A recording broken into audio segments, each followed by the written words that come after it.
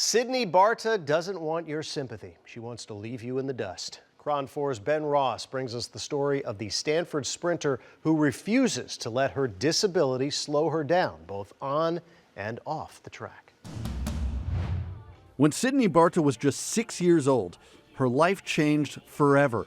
As she was finishing a fun run at the Marine Corps Marathon in Arlington, Virginia, a metal scaffolding structure blew over and fell on her, shattering bones in her left ankle. I remember the accident itself pretty well, and then the following 4 months I don't remember a lot. Those 4 months included 21 surgeries and ultimately part of Barta's leg being amputated. I remember specific moments, like nurses taking my blood, or the surgeon saying hey, we're gonna take your leg, or telling my brother that I had lost my toes and him crying, or just certain moments over that 4 months. But I don't remember a lot from that just because there were so many drugs.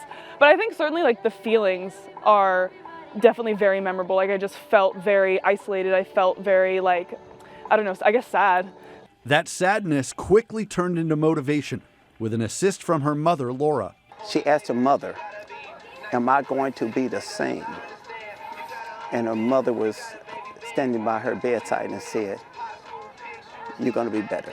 My mom has always been a rock for me. She's the person who sort of decided after my accident that I was going to get right into sports, and she was just very adamant at the beginning that I wasn't going to let this derail me in whatever way possible. And so, I was a 13-year-old girl playing water polo, without my leg on, and it was a co-ed team, and I think any person would feel uncomfortable, and she was like, this is your reality and you need to learn to push past these things if you want to pursue your dreams. Today, Barta is a 5-time U.S. Paralympic track and field national champion, a 2-time Pan American Games champion, and a 2-time medalist at the World Para Athletics Championships. She's also the first ever Paralympian to compete for Stanford track and field. She brings a lot of energy and positive energy into the program. She works really, really hard. And she is a fierce competitor. She really hates to lose. When she goes for competition, she brings a body bag. She wants to collect some souls here. And that's a totally different outlook on everything. Pain is just not a distraction for her.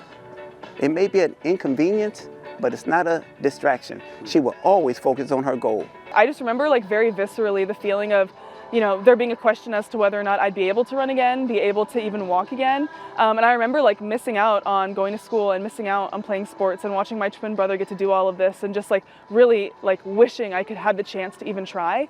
And so now that I have an opportunity, I always try and make the most of it. Barta isn't just an elite athlete.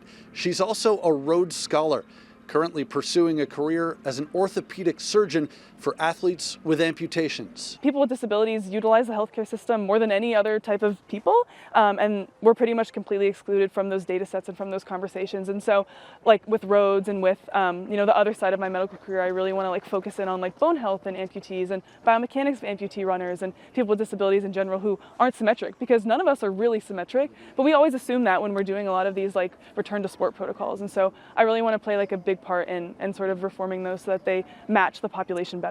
When Barta looks back on that day in 2010, when her world changed, she has a different perspective than you might think. I think people, when I tell them the story of the accident, they're like, you are the most unlucky person ever. And I think, well, I really feel like the luckiest person that day, because if you imagine a 6-year-old child and something falling sort of from the sky and it hits my heel and not my head, I mean, you're talking millimeters of error that really could have made it so that I didn't have any of these experiences. If I hadn't had in that accident, if I hadn't become an amputee, I wouldn't be able to advocate for this population so well. And I really feel like that's sort of my calling as a doctor and as an advocate, to advocate for people with amputations and people with disabilities. At Stanford, Ben Ross, Cron 4 Sports.